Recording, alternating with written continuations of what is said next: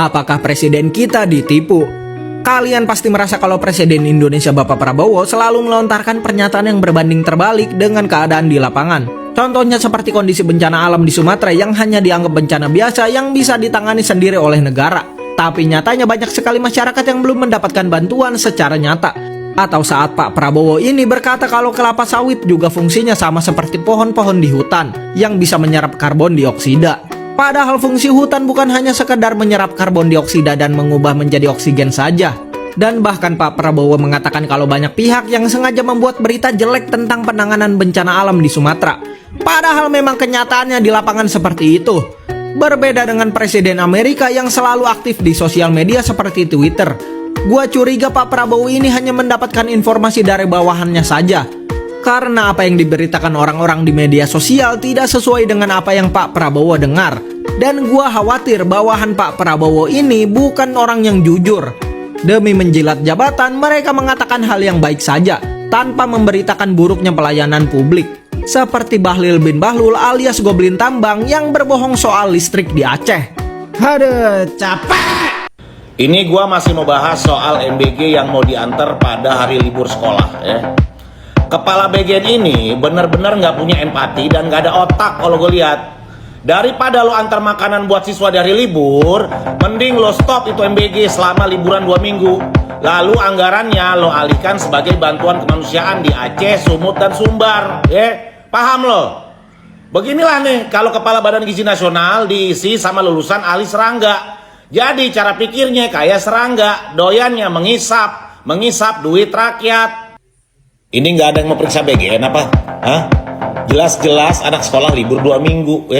Ngapain ini MBG kelincahan nganter makanan ke rumah siswa? Kalau anaknya lagi liburan ke rumah neneknya di Papua gimana? Lu pengen nganter ke Papua? Belum lagi kemarin nganter ke sekolah aja lu nabrak siswa. Jangan sampai lu anter ke rumah siswa, lu nabrak rumah orang. Makin runyam jadinya.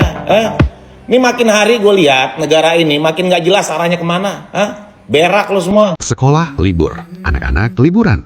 Tapi perintah Presiden Prabowo Subianto, 1. Program makan bergizi gratis harus tetap jalan. Di lapangan, kebijakan ini dieksekusi oleh Kepala Badan Gizi Nasional, Dadan Hindayana. Skemanya sederhana, tapi ajaib. Murid libur, tapi disuruh datang ke sekolah ambil makanan. Libur nasional berubah jadi wajib hadir versi proyek.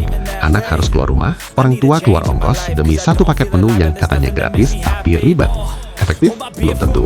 Masuk akal? Dipertanyakan. Tapi yang pasti, anggaran tetap mengalir, dapur tetap produksi, dan vendor tetap tersenyum. Disinilah MBG berubah wujud dari program gizi anak menjadi ritual proyek negara. Mau libur, mau hujan kritik, yang penting serapan jalan. Anak boleh puasa sekolah, logika publik boleh cuti. Tapi di era Prabowo, lewat tangan Dadan Hindayana, 1 pesan jelas. MBG bukan soal murid, ini soal proyek yang tak boleh mati. Ternyata adalah kroni-kroni Presiden Prabowo sendiri. Berikut juga mereka tim sukses, politikus Gerindra gitu kan, dan relawan-relawan yang ikut memenangkan Prabowo dan Gibran pada pemilihan Presiden 24. Sebenarnya pembangunan dapur itu ada loh yang dikhususkan dianggarkan gitu. Jadi boleh pakai anggaran APBN tuh. Tapi kalau dari narasumber gue itu bilang kalau misalnya yang kuota dari APBN ini sudah habis gitu. Habisnya oleh siapa ya? Tadi yayasan-yayasan yang ternyata terafiliasi dengan pendukung Prabowo. Nah, Sarvan, jadi salah satu temuan yang paling telak adalah yayasan yang menggarap proyek makan bergizi gratis ini adalah yayasan yang didirikan langsung oleh Prabowo Subianto. Namanya Yayasan Gerakan Solidaritas Nasional. Dalam akta perusahaan yang kita dapatkan pada waktu investigasi ini, di situ tertulis ya pada waktu itu bahwa pendiri Yayasan GSN ini adalah Prabowo Subianto, dan salah satu pengurusnya sore ini dilantik sebagai wakil Badan Gizi Nasional. Ini komentar terbaru dari Rocky Gerung yang bikin kita udah gak bisa ngarepin dia lagi nih kalau dia bakalan ngeritik pemerintah secara adil dan netral. Yang membuat kepercayaan publik pemerintah turun itu bukan netizen, bukan masyarakat sipil, tapi Bahlil, Zulhas, siapa lagi itu, Raja, atau segala macam itu. Jadi mereka sebetulnya mesti ditegur. Bahlil, Zulhas, Raja Juli, kerjanya emang ngaco. Tapi emang Prabowo nggak ngaco. Kenapa Rocky Gerung nggak kritik Prabowo juga? Ya karena temennya. Jadi kita sebagai masyarakat yang berpikir kritis, sekarang kita berdiri sendiri untuk tetap mengkritik pemerintah tanpa bergantung pada orang seperti Rocky Gerung. Karena kita tahu, Rocky Gerung dan Prabowo emang satu kolam. Aneh banget. 50 helikopter sekarang sedang sedang bergerak di daerah musibah. Oh iya Pak, permisi. Bencana banjir kayu gelondongan yang ada di Sumatera itu kan akibat penebangan hutan dan pertambangan. Rakyat jadi korban. Rakyat tidak pernah menikmati hasilnya, tapi menerima musibahnya. Sekarang hutannya rusak. Apa selanjutnya tindakan Bapak? Ke depan kita juga harus tambah tanam kelapa sawit. Tidak cocok Pak kalau pohon sawit ditanam di hutan. Pohon sawit itu akarnya akar serabut. Akar serabut tidak mampu mengikat tanah, tidak mampu mengikat bebatuan, dan tidak menyerap air. Beda dengan pohon hutan Pak. Iya kan Bu Titi? Terus terang saya sedih, miris, dan saya marah. Bayangkan kayu sebesar itu, diameter 1,5 meter itu berapa ratus tahun perlu tumbuh untuk pohon sebesar itu. Hentikan semua ini. Saya tidak mau, kami tidak mau hanya sekedar moratorium. Moratorium itu besok-besok saya hidupin lagi. Tapi dihentikan, nggak usah ada lagi itu pohon-pohon besar yang dipotong-potong. Sudah jelas Pak. Oh iya Pak, permisi. Jenengan terlihat menggebu-gebu ingin menanam pohon sawit itu. Apakah ada hubungannya dengan itu Pak? Lahan sawit raksasa milik Prabowo di Aceh berada di 3 kabupaten paling parah. PT Tusam Hutani Lestari. Konsesi milik Prabowo ini berdiri berdampingan dengan puluhan izin tambang, HTI, HPH, dan kebun sawit berskala raksasa yang bersama-sama mengurus tutupan hutan di pegunungan dan hulu sungai. PT Tusam Hutani Lestari bukan perusahaan anonim, berdasarkan dokumen korporasi yang tersedia di laporan publik. Apakah itu tadi benar Pak? Oh iya Pak, permisi. Apakah Bapak masih minat ingin menambah lahan lagi? Saya punya teman Pak. Teman saya punya lahan luas. Barangkali Bapak minat. Itu teman saya. Kalau Bapak Ibu sekalian ada yang memerlukan lahan dengan jumlah yang sangat besar, silahkan sampaikan pada saya. Akan saya carikan. Akan saya siapkan. Berapa? 10.000 hektar? Bukan meter persegi, hektar. 50.000 hektar? Berapa? Itu tadi teman saya Pak. Barangkali Bapak minat dengan lahan teman saya. Nanti saya kirim nomor WA-nya ya Pak. Tapi diam-diam saja Pak, biar tidak ketahuan netizen. Oke Pak? Terima kasih, saya bilang.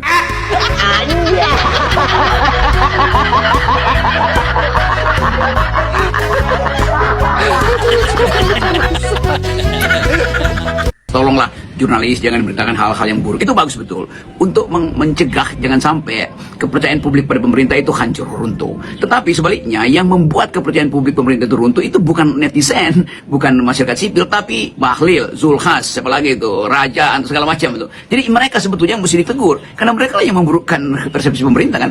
Jadi netizen tidak mungkin dicegah untuk memberitakan hal-hal yang buruk. Netizen pasti akan memberitakan hal yang baik bila tidak ada hal buruk yang mendahului atau bahkan melampaui berita baik itu kan. Bayangkan misalnya dalam 2 minggu koordinasi tidak terlihat semacam kesiagaan mental dari para kabinet itu, lalu diperpanjang daruratnya 2 minggu lagi. Artinya ada kelemahan di dalam manajemen bencana ini. Belum lagi bila setelah bencana masih ada problem untuk mengatur ulang tata ruang yang udah berantakan tuh, saling klaim di mana pematang saya, mana pohon saya, mana bagian dari rumah saya, itu juga akan pasca bencana pasti akan lebih rumit lagi. Jadi sekali lagi kita mau coba baca bahwa kegelisahan pemerintah terbaca juga pada pemberitaan-pemberitaan negatif yang memang tidak mungkin dicegah tuh. Jurnalis mungkin bisa diminta untuk oke, jangan terlalu dramatis. Iya, tetapi mata netizen itu jauh lebih panjang dan lebih dalam dan lebih lebar daripada mata jurnalis. Itu saya kira yang mesti diperhatikan bahwa pemerintah mengumpankan dirinya sendiri untuk di-watch secara negatif oleh netizen. Jadi betul bahwa kita ingin supaya ada semacam kesepakatan untuk menyelesaikan dulu problem-problem teknis di lapangan, tetapi problem-problem etis justru dihasilkan oleh para pembantu presiden. Dan yang paling efektif sebetulnya ditunggu oleh publik adalah siapa yang akan in charge dalam soal-soal semacam ini. Dan itu yang menunjukkan bahwa kepemimpinan kabinet sampai sekarang ini belum bisa memberi sinyal bahwa mereka mengendalikan keadaan tuh. Dan tidak mungkin terus-menerus minta informasi pada presiden. Jadi mesti ada satu orang yang in charge dalam soal ini nih, siapapun menterinya tuh, yang setiap hari bisa diakses dan memberi penjelasan yang jujur tuh.